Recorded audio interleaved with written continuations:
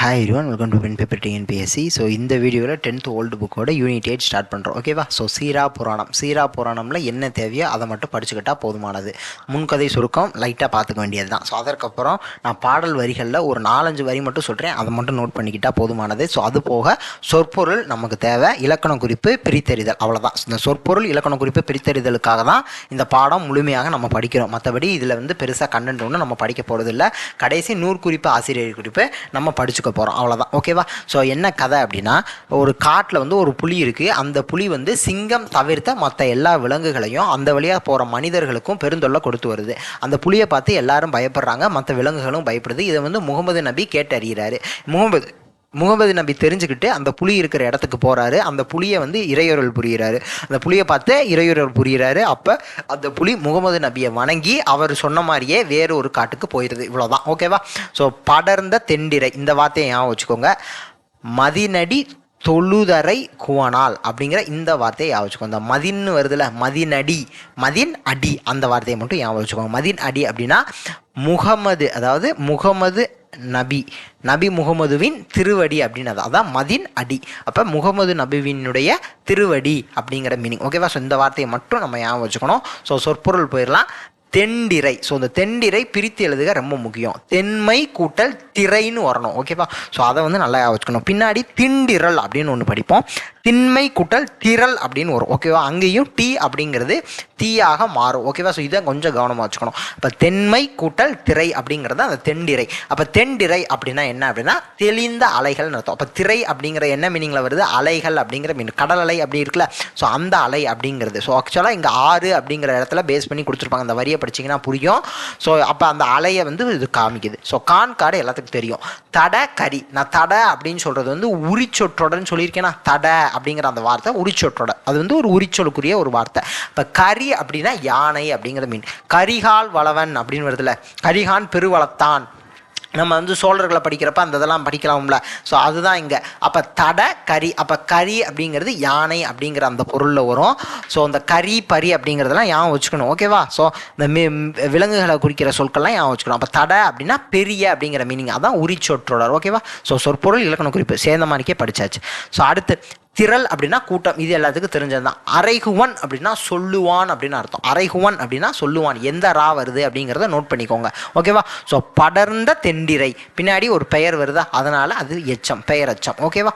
So அடுத்து நதிப்பரப்பு, நதியினது பரப்பு, அப்போ அது நதியினது பரப்பு, அப்போ 6ஆம் வேற்றுமை தொகை. தொழுது வந்தேன், தொழுது சொல்லுவான். அப்போ அரைகுவன் அப்படிங்கிறது சொல்லுவான் அப்படிங்கிறதுக்குல, அப்போ தொழுது பின்னாடி ஒரு வினையை நம்ம ஃபில் பண்ண முடியுது, அப்போ அது வினை எச்சம். அப்போ அரைகுவன் அப்படிங்கிறது சொல்லுவான் அப்படிங்கிற மீனிங்கில் வருது. அப்போ தொழுது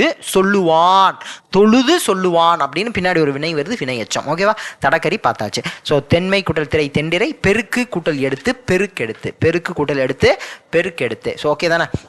அடுத்து இந்த உழுவை அப்படிங்கிற இந்த வார்த்தை ரொம்ப முக்கியம்ப்பா. ஸோ வரி உழுவை அப்படின்னு சொல்லி கொடுத்துருக்காங்களா, இந்த உழுவை அப்படின்னா புலி அப்படிங்கிற மீனிங். ஓகேவா? வரிகளை உடைய பாய்கின்ற புலி. ஓகேவா? அப்போ வரி உழுவை அப்படிங்கிற இந்த மீனிங், இந்த வார்த்தையை ஞாபகம் வச்சுக்கோங்க. ஸோ உழுவை அப்படின்னா புலி. தாரை அப்படின்னா வலின்னு அர்த்தம். அனித்தாய்னா அண்மையில், இது பிரச்சனை இல்லை. அனித்தாய் அப்படின்னா அண்மை பக்கத்தில், அந்த இது மீனிங். அடவி காடு, இதுவும் எல்லாத்துக்கும் தெரிஞ்சதான். ஸோ அந்த தாரை அப்படிங்கிறது வலி அப்படிங்கிறத ஞாபகம் வச்சுக்கணும். ஸோ அடுத்து நெடுமை கூட்டல் நீர், நெடுநீர் பண்பு தொகை. அப்போ பொருந்தி வந்தான், பொருந்தி சென்றான் அப்படிங்கிற பின்னாடி ஒரு வினையை ஃபில் பண்ண முடியுது, வினையச்சம். வரி உழுவை அப்படின்னா வரிகளை கொண்ட புலி அப்படிங்கிற மீனிங், அதான் அங்கே நான் நோட் பண்ண சொன்னேன். ஸோ அப்போ வரிகளை கொண்ட புலி, அப்போ ஐ வெளிப்பட இங்கே வருது. அது மாதிரி கொண்ட அப்படிங்கிற ஒரு சொல் வருது. அப்போ 2ஆம் வேற்றுமை உருவும் பயனும் உடன் தொகை. இங்கே வாங்க. அடுத்து உள்ளுரை, உள் கூட்டல் உரை உள்ளுரை. நெடுமை கூட்டல் நீர் நெடுநீர். ஆ கூட்டல் வழி அவ்வழி. அவ்வளோதான். இது ஈஸியாக தான் இருக்குது. ஓகே தானே? ஸோ அடுத்து நீண்ட வாள் அப்படின்ட்டு இருக்கா. இப்போ நீண்ட வாளினால் தரையில் அடித்து அப்படிங்கிறது அந்த புலியை பற்றி பேசுகிறாங்க. ஓகேவா? அப்போ இந்த நீண்ட வாள் அப்படிங்கிற இந்த வார்த்தையை வச்சுக்கோங்க. வனத்திடை சினத்தோடும் இருக்கும். அப்போ வனத்தில் சினத்தோடு இருக்குது எது? புலி. வனம்னா காடு, அந்த காட்டில் சினத்தோடு இருக்கான். அப்போ கூண்ட அப்படின்னா சேர்ந்தன்னு அர்த்தம். கூண்டனா சேர்ந்த. கனல் நெருப்பு தெரியும். வெள் எயிறு, அப்போ வெள் எயிறு அப்படின்னா வெண்மை கூட்டல் எயிறுன்னு அர்த்தம். அப்போ வெண்மை அப்படின்னா என்ன? வெண்ணிறமாக மீன் பண்ணுது. எயிறு அப்படின்னா என்னதுன்னா பற்கள். இது நிறைய இனிமே கிராமத்தில் எயிருன்னு சொல்கிற அந்த வழக்கு இருக்குது. ஸோ அப்போ எயிறு அப்படின்னா பற்கள். புலால் இறைச்சி எல்லாத்துக்கும் தெரிஞ்சதான். வனம் காடு இதுவும் தெரிஞ்சதான். ஓகேவா? அப்போ இருவிழி 2 கூட்டல் விழி. ஸோ இருவிழி அப்படின்னா 2 கூட்டல் விழி. இதை நல்லா நோட் பண்ணி வச்சுக்கோங்க. ரிப்பீட்டடாக வந்த கேள்வி. அடுத்து வெள்ளையிருனா வெண்மை கூட்டல் ஈரு, வெண்ணிற பற்கள். ஓகேவா? அடுத்து புடைத்து, நிமிர்ந்து, கிடந்து, மடித்து, பின்னாடி ஒரு வினையை ஃபுல் பண்ண முடியும் நம்மளால. அப்போ வினை எச்சங்கள். ஓகேவா? ஸோ அடுத்து கால் மடித்து அப்படின்னா காலை மடித்து. ஓகேவா? காலை மடித்து 2ஆம் வேற்றுமை தொகை. வெண்மை கூட்டல் எயிறு, வெள்ளையிறு, அப்போ அது பண்பு தொகை. ஓகேவா? ஸோ அடுத்து பார்க்கலாம். இந்த வள்ளுகிர் அப்படிங்கிற இந்த வார்த்தையை ஞாபகம் வச்சுக்கோங்க. வள்ளுகிர் அப்படிங்கிற ஒரு வார்த்தை வருது, மடங்கள் அப்படிங்கிற இந்த வார்த்தை வருது. இந்த ரெண்டையும் ஞாபகம் வச்சுக்கணும். வள்ளுகிர் அப்படின்னா கூர்மையான நகம் அப்படின்னு அர்த்தம். வள்ளுகிர் அப்படின்னா என்ன? கூர்மையான நகம் அப்படின்னு அர்த்தம். மடங்கள்னா சிங்கம். ஓகேவா? ஸோ அதான் அந்த மடங்களையும் நான் அண்டர்லைன் பண்ணதுக்கான காரணம் அதுதான். அப்போ மடங்கள் அப்படின்னா சிங்கம்னு அர்த்தம். மடங்கள் அப்படின்னா சிங்கம்னு அர்த்தம். கேசரி அப்படின்னு ஒரு வார்த்தை வரும், அதுவும் சிங்கத்தை தான் குறிக்கும். இப்போ மடங்கள் கேசரி. கேசரியை மடித்து தர்றாங்க. யாருக்கு? சிங்கத்துக்கு தர்றாங்க. சிங்கத்துக்கு போய் கேசரியை கொடுக்கலாமாடா?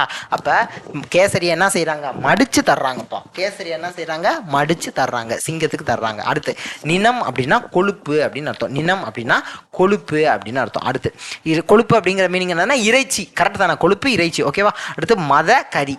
மத அப்படின்னா மதம்னு அர்த்தம். கரினா யானை. இப்போ தானே பார்த்தோம். அப்போ மத கரி அப்படின்னா மதம் பொருந்திய யானை. கோடு அப்படின்னா தந்தம். கோடுனா தந்தம். கிரி அப்படின்னா மலை. கிரிவலம் அப்படின்னு சொல்கிறாங்களே, கிரிவலம்னு சொல்கிறாங்கப்பா. கிரிவலம்னா என்ன? மலையை சுற்றி வர்றதுக்கு பேர் தானே வளம் அப்படின்னா சுற்றி வர்றது. அந்த கிரி அப்படின்னா மலையை சுற்றி வர்றதுக்கு பேர் தான் கிரிவலம். ஓகேவா? அப்போ கிரி அப்படின்னா மலை. அடுத்து இரும்பனை அப்படின்னா பெரிய பனைன்னு அர்த்தம். இரும்பனை அப்படின்னா பெரிய பனை. உரும் அப்படின்னா இடி. அலரும்னா முழங்கும். இது ஓகே. அலருது அப்படின்னா முழங்குது. உரும் அப்படின்னா இடி அப்படின்னு அர்த்தம். ஓகேவா? உரும் அப்படின்னா இடி. அடுத்து பெருங்கிரி. பெருமை கூட்டல் கிரி, அப்போ மையி, அப்போ பண்பு தொகை. ஓகேவா? கரி கோடு. கரி ப்ளஸ் கோடு. கரி கோடு அப்படின்னா கரி ப்ளஸ் கோடு. ஓகே தானே? ஸோ அடுத்து இங்கே அடவி அப்படின்னா காடு அப்படின்னு அர்த்தம். ஸோ மேதினா எருமை, தோணி அப்படி தொனி அப்படின்னா ஓசை. இப்போ தோனி வந்தால் ஒரு ஸ்டேடியத்தில் தோனி என்ட்ரி ஆகிறாரு, எப்படி இருக்கும்? ஓசை சவுண்டு கேட்கும். அதான் தோனி அப்படின்னா. துணி அப்படின்னா ஓசை. துணி அப்படின்னா ஓசை. மேதி அப்படின்னா எருமை. கவை அப்படின்னா பிளந்த. கவக்குச்சின்னு சொல்லுவாங்க. அப்போ கவக்குச்சி அப்படின்னா என்ன? பிளந்த குச்சி அப்படின்னு அர்த்தம். கவை அப்படின்னா பிளந்த அப்படிங்கிற மீனிங்கில் வருது. கேளல்னா பன்றி, என்கு அப்படின்னா கரடி. ஸோ இது ரெண்டையும் நல்லா வச்சுக்கணும், கன்ஃபியூஸ் பண்ணி விட்ருவாங்க. நல்லா பாருங்கள், இங்கேயும் இன்னும் வருது, இங்கேயும் இன்னும் வருது. இங்கே 3 சொல்லி இங்கே 2 சொல்லி இன்னும் ஒரே தான் வராது. இப்போ கேளல், பன்றி, என்கு, கரடி. ஓகேவா? மறைமான் எல்லாத்துக்கும் தெரிஞ்சது தான். தாமரை அப்படிங்கிறத கூட நான் இந்த லெசனில் முன்னாடி சொல்லியிருப்பேன். தாவும் மறை, தாவுகின்ற மான், தாமரை அப்படின்னு சொல்லியிருப்பேன். ஓகேவா? ஸோ அடுத்து முதிர்ந்த மேதி அப்படின்னு வருது. மேதினா எருமை. அப்போ பின்னாடி ஒரு பெயர் வந்தால் பெயரச்சம். பொதிந்த மெய், அப்போ அது பெயரச்சம். பின்னாடி ஒரு பெயர் வருது, அப்போ பெயரச்சம். கவையடி கேளல் அப்படின்னு சொல்கிறாங்க. கவையடி கேளல் அப்படின்னா பிளந்த பாதங்களை உடைய பன்றி அப்படின்னு அர்த்தம். கவைனா என்ன? பிளந்த. கவக்குச்சி, பறந்த குச்சின்னு சொல்லி சொன்னேன்ல. அப்போ கவைனா என்ன? கவைனா என்ன? பிளந்த. அடி அப்படின்னா என்ன? பாதம். அடி அப்படின்னா என்ன? பாதம். அப்போ பிளந்த பாதங்களை உடைய. கேளல்னா என்ன? பன்றின்னு அர்த்தம். அப்போ பிளந்த பாதங்களை உடைய பன்றி. அப்போ பிளந்த பாதங்களை உடைய பன்றி அப்படின்னு வருது. ஓகேவா? ஸோ அப்போ இது 2ஆம் வேற்றுமை உருவும் பயனும் உடன் தொக்க தொகை. அடுத்து என்கு கூட்டல் இனங்கள், எண்கினங்கள். ஸோ ஓகேவா? இதை நல்லா ஞாபகம் வச்சுக்கணும். இது வீழ்ந்து கூட்டல் உடல், வீழ்ந்து கூட்டல் உடல், வீழ்ந்துடல். ஓகேவா? அடுத்து இங்கே வாங்க. பின்னாடி எழில்னா அழகு. இது எல்லாத்துக்கும் தெரிஞ்சது தான். புயம் அப்படின்னா தோல். முறுவல்னா புன்சிரிப்பு. இது கம்பராமாயணத்தில் கூட பார்த்துருப்போம். புன்முறுவல் அப்படின்னு சொல்லியிருப்பாங்க. ஓகேவா? இடர்னா துன்பம். இதுவும் தெரிஞ்சது தான். அடுத்து வேங்கை, புலி, இதுவும் ஓகே. வென்றி அப்படின்னா வெற்றி. இந்த இன்னு இரு அது பிரச்சனை இல்லை. அணித்து, அருகில், எதுவும் பிரச்சனை இல்லை. அடுத்து விளம்பினான்னா சொல்கிறது, அதுவும் தெரிஞ்சது தான். விளம்புறது அப்படின்னா சொல்கிறது. இந்த புயம் தோல் மட்டும் நல்லா ஞாபகம் வச்சுக்கோங்க. அடுத்து செவி புகன்னு வருது. செவிக்கண் புகை. அப்போ செவிக்கண் புகை அப்படின்னா அந்த 7ஆம் வேற்றுமை தொகை. கரெக்டு தானே? ஓகே. செவிக்கண் புகை, அப்போ 7ஆம் வேற்றுமை தொகை. நின்ற வேங்கைனா என்னன்னு பார்த்தோம், நம்ம புலின்னு பார்த்தோம். அப்போ நின்ற புலி, பின்னாடி ஒரு பெயர் வருது, பெயரச்சம். ஓகேவா? ஸோ அடுத்து போயிடலாம் நம்ம. மாதிரம் அப்படின்னா மலை. ஸோ இந்த மாதிரத்துறை அப்படின்னு வருதுல்ல. இப்போ மலைகளில் வாழும் சிங்கத்திற்கு ஒப்பாகிய முகமது நபி. முகமது நபியை என்னன்னு சொல்கிறாங்க? சிங்கத்திற்கு ஒப்பானவர் அப்படின்னு சொல்கிறாங்க. ஓகேவா? இப்போ சிங்கத்திற்கு ஒப்பானவர் முகமது நபி. ஸோ அந்த வார்த்தையை கொஞ்சம் நோட் பண்ணுங்கள். ஸோ ஃபஸ்ட்டு பாடலில் அகமது என்னும் திருப்பெயர் பெற்ற முகமது நபி அப்படின்னு வரும். அகமது என்னும் திருப்பெயர் பெற்ற முகமது நபி அப்படின்னு ஒரு வார்த்தை வரும். ஸோ அதையும் கொஞ்சம் நோட் பண்ணிக்கோங்க. ஓகேவா? ஸோ இங்கே சிங்கத்திற்கு ஒப்பாகிய முகமது நபி. மாதிரம் அப்படின்னா மலை. கேசரி மடித்து தர்றாங்க, மடங்கள், சிங்கம் சொல்லிட்டேன். இப்போ புலகிதம் அப்படின்னா மகிழ்ச்சின்னு அர்த்தம். புலகிதம்னா மகிழ்ச்சி. காது கொள்ளுதல், காது கொள்ளுதல், காதை குத்துவாங்க, இங்கே கொள்ளுதல், காதை கொள்றாங்கப்பா. கவின் அப்படின்னா அழகு, கவின் அழகு. பூதரம்னா மலை. வீதிவாய் வர அப்படின்னா பாதையில் வர அப்படின்னு அர்த்தம். வீதிவாய் வர அப்படின்னா பாதையில் வர அப்படின்னு சொல்லி அர்த்தம். இப்போ வீதிவாய் வர அப்படின்னா பாதையில் வர. ஓகேவா? ஸோ அடுத்து செங்கதிர், செம்மை கூட்டல் கதிர், பெருமை கூட்டல் வரி, பெருவரி. ஓகேவா? அதெல்லாம் அப்போ பண்பு தொகை. ஸோ அடுத்து பூதர புயம் அப்படின்னு வருது. பூதர புயம் அப்படின்னா நம்ம என்ன சொன்னோம் மேலே, இங்கே இதில் படிங்களேன். ஸோ மலை போன்ற தோள்கள் அப்படின்னு சொல்லி வரும். அப்போ தோன்ற, மலை போன்ற அப்படின்னு அந்த வார்த்தை வருதுல்ல, மலை போன்ற தோள்கள். பூதரம் அப்படின்னா மலை, புயம் அப்படிங்கிறது முன்னாடி பார்த்தோம், தோல் அப்படின்னு சொல்லி பார்த்தோம். முன்னாடி பாடலில் பாருங்கள், புயம் அப்படின்னா தோல். அப்போ பூதரம்னா மலை, புயம்னா தோல். அப்போ மலை போன்ற தோள்கள் அப்படின்னு வருது. அப்போ போன்ற அப்படின்னு வந்ததுன்னா அதுக்கு உவமை தொகை. ஓகேவா? போன்ற மறைந்து வருதுல்ல. அடுத்து மாதிரத்து கூட்டல் உரை, மாதிரத்துறை. செம்மை கூட்டல் கதிர், செங்கதிர், இது பிரச்சனை இல்லை. பெருமை கூட்டல் வரி, பெருவரி, இது பிரச்சனை இல்லை. ஸோ இது மட்டும் கொஞ்சம் நோட் பண்ணுங்க. மாதிரத்து கூட்டல் உரை, மாதிரத்துறை. ஓகேவா? ஸோ அடுத்து பார்க்கலாம். ஸோ தெண்டன் இட்டது வள்ளுகிர் திண்டிரல் புலியே, இந்த வரியை கொஞ்சம் நோட் பண்ணணும். தெண்டன் இட்டது வள்ளுகிர் திண்டிரல் புலியே.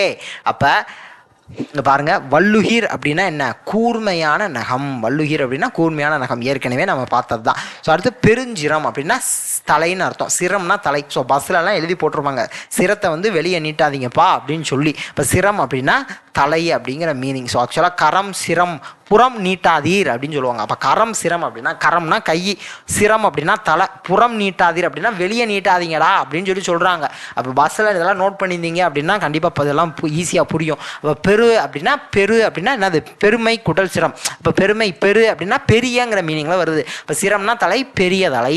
தெண்டனிட்டது அப்படின்னா வணங்கியதுன்னு அர்த்தம். தெண்டனிட்டது அப்படின்னா வணங்கியது. வள்ளுகிர் அப்படின்னா கூர்மையான நகம். வள்ளுகிர் அப்படின்னா கூர்மையான நகம். ஓகே, ஏற்கனவே பார்த்தாச்சு. தெரிசனம் அப்படின்னா தரிசனம், காட்சி அப்படிங்கிற அந்த மீனிங். சலாம் அப்படின்னா வணக்கம், இது ஓகே. தின்திரள் அப்படின்னா உறுதியான வலிமைன்னு அர்த்தம். திண்மை கூட்டல் திரள். அப்போ திண்மை அப்படின்னா உறுதியானன்னு அர்த்தம். அப்போ திரள்னா வலிமை, அப்போ உறுதியான வலிமை. அடுத்து வாள் குலைத்து அப்படின்னா வாளை குலைத்து அப்படின்னு அர்த்தம். இரண்டாம் வேற்றுமை தொகை. பெருமை கூட்டல் சிரம், பெருஞ்சிரம். அப்போ இங்கே மை வந்துருச்சு. அடுத்து தண்டலி அப்படின்னா தண்டலிர் பதம், தன்மை கூட்டல் தளிர் கூட்டல் பதம். இது ரொம்ப ரொம்ப முக்கியம், பலமுறை டிஎன்பிஎஸ்சியில் கேட்ட கேள்வி. அப்போ தன்மை கூட்டல் தளிர் கூட்டல் பதம். ஸோ ஆக்சுவலாக இந்த லெசனை பொறுத்த முடிக்குமே பெரும்பாலான பிரித்தறிதல் கேட்டிருப்பாங்க, அதே மாதிரி பெரும்பாலான சொற்பொருள் கேட்டிருக்காங்க, பெரும்பாலான இலக்கண குறிப்பு கேட்டிருக்காங்க. ஸோ அப்போ இந்த லெசனை பொறுத்த முடிக்கும் சொற்பொருள், இலக்கண குறிப்பு, பிரித்தறிதல், இதை மூணையும் தரவாக நம்ம படிச்சிட்டாலே கண்டிப்பாக ஒரு கேள்வி அப்படிங்கிறத நம்ம உறுதியாகவே சொல்ல முடியும். ஓகேவா? ஸோ அடுத்து அப்போ இது பார்த்தாச்சு. ஸோ இங்கே பெருமை கூட்டல் சிரம், பெருஞ்சிரம் அப்படின்னு பார்த்தாச்சு. இங்கே தன்மை கூட்டல் தளிர் கூட்டல் பதம். ஸோ அதான் பண்பு தொகை. திண்மை கூட்டல் திரள். ஸோ எல்லாமே அந்த மை விகுதி வருது. அப்போ பண்பு தொகைகள். ஓகேவா? ஸோ இங்கேயும் பாருங்கள், வள்ளுகிர், புலி, முகமது. ஸோ ஆக்சுவலாக ஏன் அதெல்லாம் நான் ஹைலைட் பண்ணி காமிக்கிறேன் அப்படின்னா, நீங்கள் அந்த பாடல் வரியை கொடுத்துட்டு அவங்க கேட்டால் கூட உங்களுக்கு எழுத தெரியணும். ஸோ இது வந்து சீரா புராணம் தான் அப்படிங்கிறது நமக்கு சொல்ல தெரியணும், அதுக்காக தான். ஓகேவா? ஸோ மந்திரமலைக்கு ஒப்பாகிய முகமது நபி. ஸோ ஏற்கனவே சிங்கத்திற்கு ஒப்பாகியன்னு பார்த்தோமா, இங்கே மந்திரமலைக்கு ஒப்பாகிய முகமது நபி. இதெல்லாம் ஒரு ஸ்டேட்மெண்ட்டில் கொடுத்து கூட கேட்கலாம். ஸோ அதனால் இது மட்டுமாவது கொஞ்சம் ஞாபகம் வச்சுக்குவோம். அடுத்து புத்தி அப்படின்னா அறிவு, இது தெரிஞ்சது தான். சந்தம் அப்படின்னா அழகிய, சந்தம்னா அழகிய, இதுவும் தெரிஞ்சது தான். சிரம் அப்படின்னா தலை, இதுவும் தெரிஞ்சது தான். இதை மட்டும் ஞாபகம் வச்சுக்குவோம். மந்தராச்சலம் அப்படின்னா மந்தரமலைன்னு அர்த்தம். மந்தராச்சலம்னா மந்தரமலை. ஸோ அடுத்து எழுந்து புதைத்து வணங்கி, எழுந்து வந்தேன், புதைத்து வந்தேன், வணங்கி வந்தேன், பின்னாடி ஒரு வினையை ஃபில் பண்ண முடியுது, வினையச்சம். வள்ளுகிர் புலி அப்படின்னா, வள்ளுகிர்னா என்ன? கூர்மையான நகத்தை உடைய புலி. வள்ளுகிர்னா கூர்மையான நகம், புலினா புலி. அப்போ வள்ளுகிர் புலி அப்படின்னா கூர்மையான நகத்தை உடைய புலி அப்படின்னு அர்த்தம். அப்போ இரண்டாம் வேற்றுமை உருவம் பயனும் உடன் தொகை. நனி மனம், நனி அப்படிங்கிற அந்த வார்த்தையை வச்சு உரிச்சொற்றொடர் போடலாம். சிரம் முகம் அப்படின்னா சிரமும் முகமும். அப்போ இம்மும் மறைஞ்சு வருது. அப்போ உண்மை தொகை சிரமும் முகமும். ஓகே, சிரம் முகம் அப்படின்னா சிரம் கூட்டல் முகம். ஸோ இந்த பிரித்தறிதல் முக்கியம், நல்லா ஞாபகம் வச்சுக்கணும். ஸோ ஓகேவா? ஸோ அடுத்து இது மனப்பாட பாடல். ஸோ அதனால் இதை மட்டும் கொஞ்சம் ஞாபகம் வச்சுக்கோங்க. இன்று தொட்டிவன் நெறியினில் உயிர் செகுத்திடுவதென்று வேறொரு காட்டி நீர் புகுகவென்று அறைந்த மன்றல் உன்றிய முகமதின் மலரடி வணங்கி நன்று நன்றென போற்றியே நடந்தது வேங்கை. ஏன் அதெல்லாம் கட்டம் போடுறேன் அப்படின்னா, காடுன்னு வருதுப்பா, காடு அப்படிங்கிற அந்த வார்த்தையை வச்சு நீங்கள் கெஸ் பண்ணாலே உங்களை சீரா புராணம் ஞாபகம் வரணும். முகமது அப்படின்னு வருது, இப்போ முகமதி அப்படின்னு வந்துருச்சுன்னா சீரா புராணம்னு யோசிக்கணும். வேங்கைன்னா என்ன? அது புலின்னு அர்த்தம். இப்போ புலி அப்படின்னா சீரா புராணம்னு யோசிக்கணும். ஸோ அதுக்காக தான் நான் ஹைலைட் பண்ணுற எல்லா வார்த்தையுமே அதுக்கு தான் நான் அங்கங்கே சொல்லுவேன். ஸோ வள்ளுகிர் அப்படின்னா கூர்மையான நகம், அந்த வார்த்தை வந்துருச்சு. வள்ளுகிர் திண்டிரல் புலியே அப்படின்னா கூர்மையான நகம். உறுதியான வலிமை. புலி அப்படிங்கிற இந்த வார்த்தையை வச்சு நமக்கு வரணும். வேங்கை அப்படின்னா புலி, அந்த வார்த்தையை வச்சு வரணும். கேசரி வேங்கைன்னு வருது. இப்போ கேசரினா சிங்கம், புலினா வேங்கைனா புலி. அப்போ இந்த வார்த்தைகள்லாம் வச்சு நமக்கு வரணும். ஸோ அதுக்காக தான் அந்தந்த வார்த்தையை அந்தந்த பாடலில் அங்கங்கே அண்டர்லைன் பண்ணுறது. ஓகேவா? ஸோ அடுத்து இவன் நெறியில் அப்படின்னா வழி. நெறி அப்படின்னா வழி, இவன் அப்படின்னா ஸோ அப்போ இந்த நெறி, இந்த வழி அப்படின்னு சொல்கிறது. இப்போ செகுத்திடுவது அப்படின்னா உயிர் வதை செய்வதுன்னு அர்த்தம். செகுத்திடுவது அப்படின்னா உயிர் வதை செய்வது. ஓகேவா? ஸோ இந்த பொருளையுமே கொஞ்சம் ஜஸ்ட் ரீட் பண்ணி வச்சுக்கோங்க. ஓகே தானே? ஸோ அடுத்து அரைந்த அப்படின்னா சொன்னேன்னு அர்த்தம். ஸோ அரைந்த எந்த ராவருன்னு பாருங்கள். முன்னாடியே பார்த்தோம். அரைகுவன் அப்படிங்கிற ஒரு வார்த்தை படித்தோமா? அரைகுவன் அப்படின்னு ஒரு வார்த்தை படித்தோம். அப்போ அரைகுவன் அப்படின்னா சொல்லுவான் அப்படின்னு பார்த்தோம். அரைந்த அப்படின்னா சொன்ன அப்படிங்கிறது. ஒரே லெசனில் நம்ம இப்படிலாம் படிக்கிறப்ப கொஞ்சம் கம்பேர் பண்ணி படிச்சுக்கோங்க, ஈஸியாக படிச்சிடலாம். அடுத்து உயிர் செகுத்து அப்படின்னா உயிரை செகுத்து, இரண்டாம் வேற்றுமை தொகை. புகுக இந்த அவ்வளோதான், வியங்கோல் வினைமுற்று. மலர் அடி அப்படின்னா மலர் போன்ற அடி அப்படின்னு சொல்கிறாங்க. அப்போ ஓமை தொகை. நன்று 2 தடவை வருது, அடுக்கு தொடர். ஓகேவா? ஸோ அடுத்து படுகொலை புலி அப்படிங்கிற வார்த்தை வருதா? ஸோ அப்போ இந்த படுகொலை புலி அப்படிங்கிற வார்த்தையை வச்சு சீரா புராணம்னு கெஸ் பண்ணிடலாம். அதிசயம்னா என்னப்பா? வியப்புன்னு அர்த்தம். உண்ணி அப்படின்னா நினைத்து. இதை கொஞ்சம் ஞாபகம் வச்சுக்கணும். உண்ணி அப்படின்னா நினைத்து. தெளிந்தார் அப்படின்னா தெளிவு பெற்றார் அப்படின்னு அர்த்தம். இந்த பொருளையும் கொஞ்சம் பார்த்து வச்சுக்கோங்க. ஸோ ஓகேவா? ஸோ தெளிந்தார் அப்படின்னா தெளிவு பெற்றார். ஓகே. கொலை புலி அப்படின்னா கொலையை விரும்பும் புலின்னு அர்த்தம். கொலை புலி அப்படின்னா கொலையை விரும்பும் புலி. இப்போ இரண்டாம் வேற்றுமை உருமும் பயணம் உடன் தொக்க தொகை. ஓகேவா? பணிந்திவர், பணிந்து கூட்டல் இவர். இதை கொஞ்சம் ஞாபகம் வச்சுக்கணும். பணிந்திவர் அப்படின்னா பணிந்து கூட்டல் இவர். ஸோ அடுத்து ஆசிரியர் குறிப்பு. சீரா புராணத்தினை இயற்றியவர் யாரு? உமரு புலவர். இது ஃபர்ஸ்ட் கேள்வி. இவர் எட்டயபுரம் கடிகை முத்துப்புலவரின் மாணவர். இது இரண்டாவது கேள்வி. எட்டயபுரம் கடிகை முத்துப்புலவரின் மாணவர், இரண்டாவது கேள்வி. அடுத்து அப்துல் காதிர் மரைக்காயர் என்ற வள்ளல் சீதக்காதையின் வேண்டுகோளின் வண்ணமே உமரு புலவர் சீரா புராணம் எழுத தொடங்கினார். அப்போ இது மூணாவது கேள்வி. அப்துல் காதிர் மரைக்காயர் என்ற வள்ளல் சீதக்காதி, இது மூணாவது கேள்வி. ஸோ நூல் முன்னாடி, அதாவது நூல் முற்றும் முன்னமே, அப்போ நூல் முடிகிறதுக்கு முன்னாடியே சீதக்காதி இறந்துடுறாரு. அவருக்கு பின்னாடி அபுல் காசிம் என்ற வள்ளல் உதவியால் சீரா புராணம் நிறைவுற்றது. அப்போ இது நாலாவது கேள்வி. அவ்வளோதான். அடுத்து உமரு புலவர் வள்ளல் பெருமக்களை நூலின் பல இடங்களில் நினைவு கூர்ந்து போற்றுகிறார். ஸோ அப்போ இந்த வள்ளல் பெருமக்களை நூல் பல இடத்துல நினைவு கூறுறாரு. ஸோ இது இந்த கம்பராமாயணம் படித்தோம்ல, இதையும் டக்குன்னு ஒரு தடவை லைட்டாக பரட்டி பார்த்துருங்க. ஸோ அங்கேயும் இதே மாதிரி ஒரு வரி வரும். ஸோ அடுத்து இவர் 80 பாக்களால் ஆகிய முதுமொழி மாலை என்னும் நூலை படைத்தளித்துள்ளார். இப்போ இது 5வது கேள்வி. இவருடைய காலம் 17ஆம் நூற்றாண்டு. 17ஆம் நூற்றாண்டு. இது 6வது கேள்வி. 6 கேள்வி. சீரா புராணத்தினை இயற்றியவர் உமரு புலவர். எட்டயபுரம் கடிகை முத்துப்புலவரின் மாணவர். அப்துல் காதிர் மரக்காயர் வள்ளல் சீதக்காதி. அதுக்கப்புறம் அபுல் காசிம். அதுக்கப்புறம் முதுமொழி மாலை. அதுக்கப்புறம் 17ஆம் நூற்றாண்டு. முதுமொழி மாலை எத்தனை பாக்கள்னு கேட்பாங்க? 80 பாக்கள். ஓகேவா? அடுத்து நூற்குறிப்பு. இறைவனின் திருத்தூதர் நபிகள் நாயகத்தின் சீரிய வரலாற்றினை எடுத்து எம்பும் இனிய நூல் சீரா புராணம். சீரானா வாழ்க்கை, புராணம்னா வரலாறு. அப்போ வாழ்க்கை வரலாறு. அப்போ இறைவனின் திருத்தூதர் நபிகள் நாயகத்தின் சீரிய வாழ்க்கையினை எடுத்து எம்புது. அப்போ யாருடைய வாழ்க்கையை வரலாறை பேசுது அப்படின்னா நபிகள் நாயகம். நபிகள் நாயகம் யார்? இறைவனின் திருத்தூதர் நபிகள் நாயகத்தினுடைய சீரிய வரலாறை பேசுது. அவ்வளோதான். ஸோ அப்போ இந்நூல் விலாதத்து காண்டம், நுபுவத்து காண்டம், ஹிஜ்ரத்து காண்டம் என 3 பிரிவுகளை கொண்டது. இப்போ இதில் வர்ற 3 காண்டம் எதுன்னு சொல்லி கேட்பாங்க. விலாதத்து காண்டம், நுபுவத்து காண்டம், ஹிஜ்ரத்து காண்டம். அடுத்து 5027 விருத்தப்பாக்களால் ஆனது. இந்த விருத்தப்பா அப்படிங்கிற அந்த வார்த்தையை நோட் பண்ணுங்க. அதே மாதிரி 5027 விருத்தப்பா அப்படிங்கிறதையும் ஞாபகம் வச்சுக்கணும். ஸோ பாடப்பகுதி விலாதத்து காண்டம், அது ஓகே. ஸோ அப்போ 3 காண்டம் 5027 விருத்தப்பா 92 படலம்னு சொல்லுவாங்க. ஓகேவா? ஸோ அதையும் நோட் பண்ணி வச்சுக்கணும். ஏன் அப்படின்னா 3 3 ஸ்கொயர் 9 3 கியூபு 27. அப்போ 3 ஸ்கொயரு 3 கியூப், இதை ஞாபகம் வச்சுக்கணும். ஸோ அதுக்காக தான். அப்போ 3 காண்டம் 92 படலம் 5027 விருத்தப்பா. ஓகேவா? ஸோ இதை ஞாபகம் வச்சுக்கணும். ஸோ அடுத்து சீரா புராணத்தினை இயற்றியவர் யார்? உமரு புலவர். உமரு புலவரை ஆதரித்த வள்ளல் யார்? சீதக்காதி. உமரு புலவரை ஆதரித்த வள்ளல் யார்? சீதக்காதி. சீரா புராணம் 3 காண்டங்களை உடையது. 3 காண்டங்களை உடையது. கேளல் அப்படின்னா என்ன? பன்றின்னு அர்த்தம். கேளல் அப்படின்னா என்ன? பன்றி அப்படின்னு அர்த்தம். ஸோ வென்றி வாழரசே, இது யார்கிட்ட கூடுது? வேறொரு காட்டினீர் புகுக, இது யார்கிட்ட கூடுனது?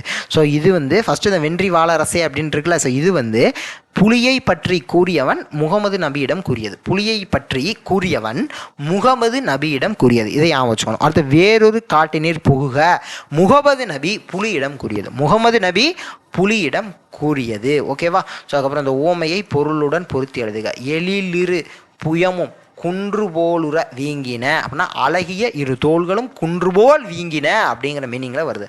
அழகிய இரு தோள்களும் குன்று போல் வீங்கின. ஸோ சீர்மோனை தெரிஞ்சதுதான். அடி அதிகை இதுவும் தெரிஞ்சதுதான். என்ன எங்கள் மா வருது, வேறு இங்கேயும் மா வருது, அவ்வளோதான். இது கூட வச்சுக்கலாம். ஸோ ஓகேவா. ஸோ அடுத்து இன்னு வருது, இங்கேயும் இன்னு வருது, அவ்வளோதானே. அடி அதிகை வந்துடுச்சுல. ஸோ அவ்வளோதான், சிம்பிள். ஸோ சீர்மோனை அடி அதிகை ரொம்ப சிம்பிளாக தான் இருக்குது. ஸோ அடுத்து கான் அப்படின்னா காடு, உழுவைனா புலி, மடங்கள்னா சிங்கம், என்கு அப்படின்னா கரடி அப்படிங்கிறது அர்த்தம். அவ்வளோதான். 4 மேட்ச் த ஃபாலோயிங் முடிஞ்சிருச்சு. ஸோ பாருங்களேன், வனத்தில் வாழும் விலங்குகளாக சீராபுராணம் குறிப்பிடுவன எவை? இதையே ஒரு கேள்வியாக கேட்கலாம். அப்போ ஒரு 4 ஆப்ஷன் கொடுப்பாங்க. 1 only, 1 and 2 only, 1 2 3 only, 1 2 3 4 only அப்படின்னு கேட்பாங்க. கரெக்டு தானே? வாய்ப்பு இருக்குல்ல. எருமை பார்த்தோம், பன்றி பார்த்தோம், கரடி பார்த்தோம், மான் பார்த்தோம், சிங்கம் பார்த்தோம், புலி பார்த்தோம், எல்லா விலங்குகளும் பார்த்தோம்ல. ஸோ அப்போ அதெல்லாம் வர்றவங்க நோட் பண்ணணும். ஸோ அதெல்லாம் கவனிக்கணும் அப்படிங்கிறதுக்காக நான் சொல்கிறேன். ஓகேவா. ஸோ அடுத்து காந்தியம். ஸோ காந்தியம் நம்ம படிக்க வேண்டிய ஒரு லெசன் தான். ஸோ நெக்ஸ்ட் வீடியோவில் பார்க்கலாம். Thank you to all.